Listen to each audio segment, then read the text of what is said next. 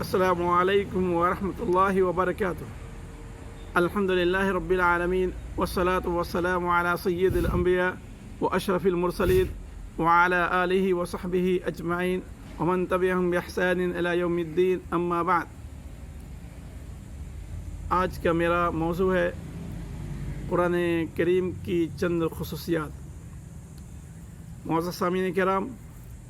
قرآن کریم اللہ تعالیٰ کی آخری آسمانی کتاب ہے۔ اس میں ذرہ برابر شک و شبہ نہیں ہے۔ ہم سبوں کا عقیدہ ہے کہ اللہ تعالیٰ نے بہت ساری آسمانی کتابیں انبیاء اور رسول پر نازل فرمائیں۔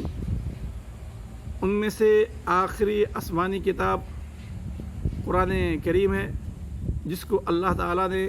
محمد عربی صلی اللہ علیہ وسلم پر نازل فرمایا۔ قرآن کریم کی بے شمار خصوصیات ہیں، جن میں سے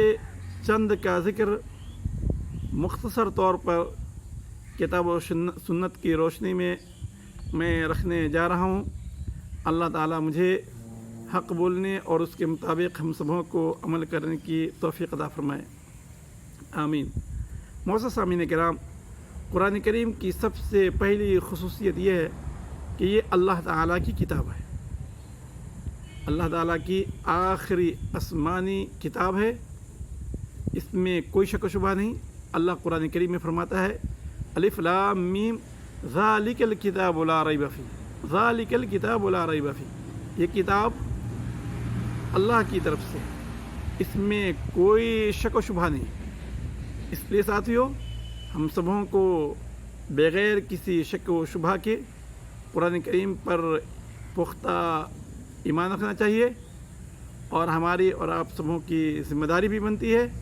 کہ اس قرآن کریم کو ویسے ہی مانیں جیسے کہ ہمیں اور آپ کو ماننے کا حکم دیا گیا ہے۔ دوسری جگہ اللہ تعالیٰ فرماتا ہے وَإِنَّهُ لَكِتَابٌ عَزِيزٌ لَا يَأْتِيهِ الْبَاطِلُ مِن بَيْنِ يَدَيْهِ وَلَا مِنْ خَلْفِهِ تنزیل من حکیم حمید، ایک زبردست کتاب ہے جس کے آگے سے یا پیچھے سے باطل نہیں آتا ہے، اور یہ اللہ تعالیٰ کی طرف سے نازل کردہ کتاب ہے جو اللہ تعالیٰ قابل تعریف اور تنزیل من حکیم حمید اور نہایت ہی دانش مند، حکمت و دنائی والا اللہ تعالیٰ ہے۔ معزز سامعین کرام، قرآن کریم کی خصوصیات میں سے ایک خصوصیت یہ بھی ہے کہ پوری دنیا مل کر بھی قرآن کریم کی طرح ایک سورہ یا ایک آیت ہی پیش کرنے کی کوشش کرے تو وہ لوگ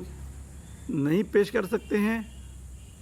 اور اللہ تعالیٰ نے اس کے لیے چیلنج بھی کیا ہے، جیسے کہ اللہ تعالیٰ کہتا ہے ام یقولون افترا قل فاتوا بسورۃ مثلہ وادعوا من استطعتم من دون اللہ ان کنتم صادقین۔ کیا یہ کہتے ہیں نبی پاک صلی اللہ علیہ وسلم، آپ کے دور میں جو یہ لوگ ہیں، کیا یہ کہتے ہیں کہ محمد صلی اللہ علیہ وسلم نے اس کو گڑھ لیا ہے، رچ لیا ہے؟ اگر ایسی بات کہتے ہیں تو وہ بھی قرآن کی طرح کوئی سورہ پیش کریں، اور اگر سچے ہیں اپنے دعوے میں تو اللہ کے علاوہ جس کو بھی بلانا چاہیں وہ بلا لیں، اور قرآن کریم کی طرح کوئی کلام پیش کریں، ایک سورہ ہی پیش کیوں نہیں کریں؟ اس لیے ساتھیو، اللہ تعالیٰ نے یہ چیلنج کیا، اور آج تک کسی نے قرآن کریم کی طرح کوئی سورہ، کوئی آیت پیش نہیں کیا، اور قیامت تک کوئی پیش بھی نہیں کر سکتا ہے، جیسا کہ اللہ تعالیٰ دوسری جگہ فرماتا ہے قُلْ لَئِنِ اسْتَمَعَتِ الْإِنسُ وَالْجِنُّ عَلَىٰ أَن يَأْتُوا بِمِثْلِ هَٰذَا الْقُرْآنِ لَا يَأْتُونَ بِمِثْلِهِ وَلَوْ كَانَ بَعْضُهُمْ لِبَعْضٍ ظَهِيرًا۔ نبی پاک صلی اللہ علیہ وسلم، آپ کہہ دیں کہ اگر پورے انسان اور جنات مل کر ایک ہو کر قرآن کی طرف کوئی کلام پیش کرنا چاہیں تو پیش نہیں کر سکتے، ہرگز وہ قرآن کی طرح کوئی کلام پیش نہیں کر سکتے، گرچہ وہ ایک دوسرے کی مدد ہی کیوں نہ کریں۔ اس لیے ساتھیو، یہ قرآن کریم کی خصوصیات میں سے ایک قرآن کریم بے نظیر بے مثال کتاب ہے۔ قرآن کریم کی خصوصیات میں سے یہ بھی ہے کہ اللہ تعالیٰ نے اس کی حفاظت کی ہے اور اللہ تعالیٰ ہمیشہ اس کی حفاظت کرتا رہے گا، جیسا کہ اللہ تعالیٰ نے قرآن کریم میں فرمایا ہے اِنَّا نَحْنُ نَزَّلْنَا الذِّكْرَ وَإِنَّا لَهُ لَحَافِظُونَ، ہم نے ہی قرآن کریم کو نازل کیا ہے، ذکر کو ہم نے ہی نازل کیا ہے اور ہم ہی اس کی حفاظت کرنے والے ہیں۔ ابن حزم رحمہ اللہ کا کہنا ہے کہ ذکر سے مقصود قرآن کریم بھی ہے اور نبی پاک صلی اللہ علیہ وسلم کی احادیث مبارکہ بھی ہیں۔ اللہ تعالیٰ نے قرآن کریم کی بھی حفاظت کی ہے اور نبی پاک صلی اللہ علیہ وسلم کی احادیث مبارکہ کی بھی حفاظت ہوئی ہے اور اللہ تعالیٰ ان کی حفاظت کرتا رہے گا۔ معزز سامعین کرام، قرآن کریم کی خصوصیات میں سے ایک یہ بھی ہے کہ قرآن کریم میں کہیں ٹکراؤ نہیں ہے۔ ایک ہی واقعے کو، ایک ہی نبی کے واقعے کو کئی جگہ پہ کتنے پیرائے میں بیان کیا گیا ہے، لیکن کہیں ان کا آپس میں کوئی ٹکراؤ نہیں ہے، جیسا کہ اللہ تعالیٰ قرآن کریم میں کہتا ہے افلا یتدبرون القرآن ولو کان من عند غیر اللہ لوجدوا فیہ اختلافا کثیرا، کیا یہ لوگ قرآن کے بارے میں غور و فکر نہیں کرتے؟ اگر یہ اللہ کے علاوہ کسی اور کی طرف سے نازل ہوا ہوتا تو اس میں بہت سارے اختلافات پاتے، لیکن کہیں کوئی اختلاف نہیں ہے، کہیں کسی طرح کا کوئی ٹکراؤ نہیں ہے، جو اس بات کی دلیل ہے کہ یہ کتاب اللہ تعالیٰ کی طرف سے نازل شدہ ہے۔ اسی طریقے سے ساتھیوں، قرآن کریم جو ہے اپنے سے پہلے کی جو کتابیں ہیں ان کے لیے دلیل ہے، ان کی تصدیق کرتا ہے اور ان کے لیے گواہ بھی ہے۔ اللہ تعالیٰ قرآن کریم میں کہتا ہے وَأَنزَلْنَا إِلَيْكَ الْكِتَابَ بِالْحَقِّ مُصَدِّقًا لِمَا بَيْنَ يَدَيْهِ مِنَ الْكِتَابِ وَمُهَيْمِنًا عَلَيْهِ، ہم نے آپ کی طرف قرآن کریم کو حق کے ساتھ نازل کیا جو اپنے سے پہلی کتابوں کی تصدیق کرتا ہے، وہ مہیمن علیہ، اور ان پہ گواہ بھی ہے، ان کی حفاظت بھی اللہ تعالیٰ نے جو کی ہے۔ تو قرآن کے ذریعے بھی ہمیں اور آپ کو معلوم ہوتا ہے کہ اس میں آج جو تحریف ہو گئی ہیں اس میں سے کون سی چیزیں صحیح ہیں اور کون سی چیزیں لوگوں نے اپنی طرف سے بڑھا دیا ہے، جیسا کہ صحیح اسلامی عقیدہ ہے کہ قرآن کریم سے پہلے کی جو آسمانی کتابیں ہیں اگر قرآن کی طرح ہی اس میں باتیں ہیں تو ظاہر سی بات ہے اس کی تصدیق کریں گے۔ قرآن کے خلاف اور نبی پاک صلی اللہ علیہ وسلم فرمان کے خلاف ہے تو ہم اس کی تکذیب کریں گے، لیکن کوئی ایسی چیز وہاں پہ ہے جو قرآن کریم میں نہیں ہے، جس کے حدیث میں ذکر نہیں ہے، تو ایسے موقع پہ ہم اور آپ خاموشی اختیار کریں گے، کیونکہ ہو سکتا ہے وہ ان کے لیے خاص رہا ہو اور ہو سکتا ہے کہ لوگوں نے اپنی طرف سے وہ سب ساری چیزیں اس میں بڑھا دی ہوں۔ اس لیے ساتھیوں، یہ قرآن کریم کیا ہے اپنے سے پہلے والی جو کتابیں ہیں ان کے لیے گواہ بھی ہے۔ اسی طریقے سے قرآن کریم کی خصوصیات میں سے ایک خصوصیت یہ بھی ہے کہ قرآن کریم کو پڑھنے والے اور پڑھانے والے اللہ کی نگاہ میں سب سے بہترین لوگ ہیں۔ صحیح بخاری کی حدیث ہے، نبی پاک صلی اللہ علیہ وسلم نے فرمایا خیرکم من تعلم القرآن وعلمہ، تم میں کا بہترین انسان وہ ہے جو قرآن کریم کو سیکھتا ہے اور سکھاتا ہے۔ اس لیے ساتھیوں، قرآن کریم کو ہمیں اور آپ کو سیکھنا بھی چاہیے، سکھانا بھی چاہیے اور اس میں اپنا وقت لگانا بھی چاہیے، اس میں اپنے پیسے کو خرچ بھی کرنا چاہیے، اور یہ نہیں کہنا چاہیے کہ قرآن کریم کو پڑھنا، سیکھنا، سکھانا بہت مشکل ہے، یہ سب ہماری اور آپ کی کمیاں ہیں۔ نہیں تو اللہ تعالیٰ نے قرآن کریم کو آسان کتاب بنایا ہے۔ اللہ تعالیٰ قرآن کریم میں کہتا ہے وَلَقَدْ يَسَّرْنَا الْقُرْآنَ لِلذِّكْرِ فَهَلْ مِن مُدَّكِرٍ، ہم نے قرآن کریم کو آسان بنا دیا ہے نصیحت حاصل کرنے والوں کے لیے۔ تو کیا کوئی نصیحت حاصل کرنے والا ہے؟ کیا کوئی اس سے سبق سیکھنے والا ہے؟ معزز سامعین کرام، قرآن کریم کو اللہ تعالیٰ نے اتنا آسان کیا کہ چھوٹے چھوٹے بچے اور بچیاں جو عربی کا کچھ معنی مفہوم بھی نہیں سمجھ سکتے، وہ بھی قرآن کریم کو آج اپنے سینوں کے اندر محفوظ کر لیے ہیں۔ قرآن کریم کی جو آیات ہیں اور صورتیں ہیں وہ ہم میں سے بہت سارے لوگوں کو یاد ہیں، جبکہ بہت سارے ہمارے بھائی ایسے ہیں جن کو ان کا معنی مفہوم اور مطلب کچھ بھی معلوم نہیں ہے۔ تو یہ اللہ کا فضل و کرم ہی ہے کہ انسان کیا ہے ایسی کتاب کو اپنے اپنے سینوں میں انسان محفوظ کر رکھا ہے۔ اس لیے ہماری اور آپ کی ذمہ داری بنتی ہے کہ ہم اور آپ اس کتاب سے فائدہ حاصل کریں، اس کو پڑھیں اور زیادہ سے زیادہ اس سے استفادہ کریں۔ قرآن کریم کی خصوصیات میں سے یہ بھی ہے کہ ہر ایک حرف پر اللہ تعالیٰ نیکی عطا فرماتا ہے۔ اللہ تعالیٰ کے نبی صلی اللہ علیہ وسلم نے فرمایا، اللہ کے نبی صلی اللہ علیہ وسلم کا فرمان ہے، رسول اللہ صلی اللہ علیہ وسلم نے فرمایا، من قرأ حرف من کتاب اللہ فلہ بہ حسنہ والحسنۃ بعشر امثالها لا اقول الف لام میم حرف ولكن الف حرف ولام حرف ومیم حرف، رواہ ترمذی شریف کی حدیث ہے۔ نبی صلی اللہ علیہ وسلم نے فرمایا کہ جو قرآن کریم کا کوئی ایک حرف پڑھتا ہے تو اس کو اللہ تعالیٰ نیکی دیتا ہے، اور ایک نیکی 10 نیکی کے برابر ہوتی ہے۔ اللہ تعالیٰ چاہے تو اس سے زیادہ بھی اللہ تعالیٰ نیکیاں ہمیں اور آپ کو عطا کر سکتا ہے۔ نبی پاک صلی اللہ علیہ وسلم نے کہا کہ میں یہ نہیں کہتا کہ الف لام میم ایک حرف ہے، بلکہ الف لام میم یہ تینوں الگ الگ 3 حروف ہیں۔ گویا کہ ایک انسان الف لام میم پڑھتا ہے تو آپ خود اندازہ کیجئے کہ اللہ تعالیٰ اسے کتنا زیادہ ثواب عطا فرماتا ہے۔ اور جب انسان قرآن کریم کو یاد کر لے، پڑھے، سمجھے، اس پہ عمل کرے تو اللہ تعالیٰ ہمیں اور آپ کو اور زیادہ کتنا ثواب عطا کر سکتا ہے۔ اسی طریقے سے قرآن کریم کی جہاں پہ تلاوت کی جاتی ہے، جہاں پہ لوگ قرآن کریم کو پڑھتے ہیں، سمجھتے ہیں، ان پہ اللہ تعالیٰ کی طرف سے رحمت کی بارش ہوتی ہے، اللہ کے فرشتے انہیں گھیر لیتے ہیں، جیسا کہ صحیح مسلم کی حدیث ہے۔ نبی پاک صلی اللہ علیہ وسلم نے فرمایا، وَمَا اجْتَمَعَ قَوْمٌ فِي بَيْتٍ مِّن بُيُوتِ اللَّهِ يَتْلُونَ كِتَابَ اللَّهِ وَيَتَدَارَسُونَهُ بَيْنَهُمْ إِلَّا نَزَلَتْ عَلَيْهِمُ السَّكِينَةُ وَغَشِيَتْهُمُ الرَّحْمَةُ وَحَفَّتْهُمُ الْمَلَائِكَةُ وَذَكَرَهُمُ اللَّهُ فِي مَنْ عِندَهُ وَمَنْ بَطَّأَ بِهِ عَمَلُهُ لَمْ يُسْرِع بِهِ نَسَبُهُ، رواہ مسلم۔ جب لوگ اللہ کے گھروں میں سے کسی گھر میں اکٹھے ہوتے ہیں، قرآن کریم کی تلاوت کرتے ہیں، اس کے بارے میں غور و فکر کرتے ہیں، اس کو سمجھتے ہیں اور دوسروں کو سمجھاتے ہیں، تو کیا ہوتا ہے؟ اللہ کی طرف سے امن و شانتی ان پہ نازل ہوتی ہے، رحمت انہیں ڈھانپ لیتی ہے، فرشتے انہیں گھیر لیتے ہیں، اور اللہ تعالیٰ ان کا ذکر خیر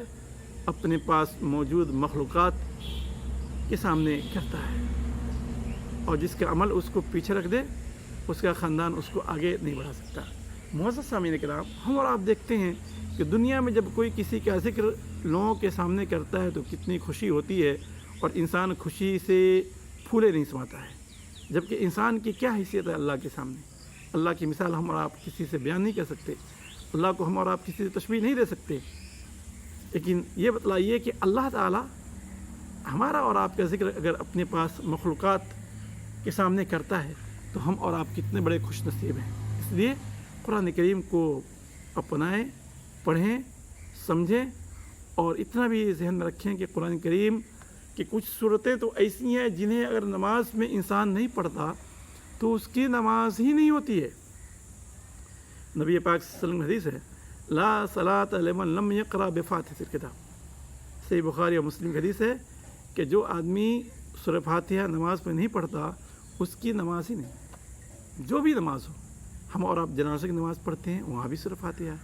ہم اور آپ فرض نماز پڑھتے ہیں، وہاں بھی سورہ فاتحہ ہے، نفل پڑھتے ہیں، سنت پڑھتے ہیں، وتر پڑھتے ہیں، کسوف خسوف کی جو بھی نمازیں ہم لوگ پڑھتے ہیں، ہر نماز میں سورہ فاتحہ پڑھنا ہے، چاہے وہ جہری ہو نماز ہو، چاہے سری نماز ہو۔ اس لیے ساتھیوں، صحیح جو علماء کرام کا موقف ہے وہ یہ کہ ہمیں اور آپ کو سورہ فاتحہ ضرور پڑھنا چاہیے۔ یہ الگ بات ہے کہ اگر کسی انسان کو یاد نہیں ہے تو کوشش کرے یاد کرنے کے لیے، اور انسان جس کو یاد ہے وہ مطلب ہے کہ جان بوجھ کے سورہ فاتحہ پڑھنا نہیں چھوڑے، چونکہ حدیث میں پڑھنے پہ ہمیں اور آپ کو ابھارا گیا ہے۔ اتنا ہی نہیں معاملہ ہے، قرآن کریم کی خصوصیات میں سے اور بھی بہت سب ساری خصوصیات ہیں۔ قرآن کریم میں جو واقعات بیان کیے گئے ہیں، جو قصے بیان کیے گئے ہیں، وہ برحق ہیں، وہ صحیح ہیں، ان میں ذرہ برابر شک و شبہ نہیں ہے۔ اللہ تعالیٰ نے شیطان ابلیس کا قصہ بیان کیا، اللہ تعالیٰ نے آدم علیہ السلام کا قصہ بیان کیا، اللہ تعالیٰ نے فرعون کا قصہ بیان کیا، اللہ تعالیٰ نے موسیٰ علیہ السلام کا قصہ بیان کیا، اللہ تعالیٰ نے ابراہیم علیہ السلام کا قصہ بیان کیا، اور اللہ تعالیٰ نے دیگر لوگوں کے قصے بیان کیے، دیگر انبیاء اور رسول کے قصے بیان کیے، لیکن جگہ بجگہ اللہ نے ذکر کیا، کہیں نہ کوئی ٹکراؤ ہے، نہ کہیں کوئی غلط چیز ہے، بلکہ ساری کی ساری چیزیں مبنی برحق ہیں۔ اور قرآن کریم کے اندر جتنی چیزیں بیان کی گئی ہیں، دنیا آج تک بھی ان میں سے کسی ایک چیز کو بھی غلط ثابت نہیں کی ہے، اور قیامت تک بھی دنیا غلط ثابت نہیں کر سکتی ہے۔ ہماری اور آپ کی جہاں تک پہنچ ہے وہاں تک ہم اور آپ کسی چیز کو صحیح کہتے ہیں یا غلط کہتے ہیں، بعد میں چل کر پھر انسان کیا ہے، رجوع کرتا ہے۔ قرآن میں کہا گیا ہے کہ انسان کی تخلیق جو ہوئی ہے، اللہ تعالیٰ نے انسان کو آدم اور حوا علیہ السلام سے پیدا کیا، جبکہ کچھ لوگ اس عقیدے کے قائل تھے یا آج بھی ہیں کہ بندر سے انسان کی تخلیق ہوئی ہے۔ یہ سب سراسر غلط ہے۔ اللہ تعالیٰ کی طرف سے عذاب آیا تھا کچھ لوگوں پہ، اور وہ لوگ کیا ہے، بندر ہو گئے تھے، لیکن انہی سے انسانیت کا فروغ ہوا۔ یہ سراسر غلط ہے۔ اس لیے ساتھیو، ہم اور آپ کہیں تک نہیں پہنچ پاتے تو ہماری اور آپ کی کمی ہے، لیکن قرآن کریم میں جو اللہ نے موتیاں رکھی ہیں، اللہ تعالیٰ نے قرآن کریم کے اندر جو خوبیاں رکھی ہیں، وہ ہاتھوں ہاتھ لینے کی ضرورت ہے اور اپنانے کی ضرورت ہے۔ اسی لیے قرآن کریم کو پڑھنے سے پہلے ہمیں اور آپ کو حکم دیا گیا ہے کہ ہم اور آپ اعوذ باللہ من الشیطان الرجیم پڑھ لیں، شیطان سے اللہ کی پناہ طلب کر لیں۔ اور اسی واسطے یہ بھی کہا گیا ہے کہ قرآن کریم جب پڑھا جائے تو خاموشی کے ساتھ سنو، اور وہاں شور و شرابہ نہ کرو، ہنگامے نہیں کرو، بلکہ اس پہ دھیان دو اور خاموش رہ جاؤ اور کان لگا کر سنا کرو۔ یہ قرآن کریم کی خصوصیات ہیں جن کے بارے میں یہ سب ساری چیزیں بتائی گئی ہیں، جبکہ انسان دنیا کی دوسری کوئی کتابیں ہیں اٹھاتا ہے، اسے ہی پڑھتا ہے اور کہیں اور رکھ دیتا ہے، اور پتہ نہیں اس کے بارے میں اس کے دل میں وہ عقیدہ، وہ اہمیت نہیں ہوتا جو قرآن کریم کے بارے میں ہم سب لوگوں کے دلوں میں ہے۔ اس لیے ساتھیوں، قرآن کریم کی اللہ کی کتاب ہونے کے لیے اتنا ہی کافی ہے کہ اللہ تعالیٰ نے قرآن کریم کے شروع ہی میں کہہ دیا کہ یہ ایسی کتاب ہے جس میں کوئی شک و شبہ نہیں۔ جبکہ انسان دنیا میں کوئی کتاب لکھتا ہے، کچھ کرتا ہے، تو کہتا ہے کہ اگر اس میں کوئی کمی ہو، کمزوری ہو، کوئی غلطی ہو تو ساتھیوں سے، بھائیوں سے، پڑھنے والوں سے درخواست ہے کہ اس کی اصلاح کر دیں گے، ہمیں جانکاری دیں گے، ہم آپ کا شکر گزار ہوں گے۔ جبکہ قرآن کریم کا معاملہ یہ ہے کہ اللہ تعالیٰ نے شروع ہی میں کہہ دیا کہ یہ ایسی کتاب ہے جس میں شک و شبہ نہیں، اور اس طرح کی آیات بالخصوص پڑھ کر، سن کر بہت سارے لوگوں نے اسلام کو بھی گلے لگایا ہے۔ کیوں؟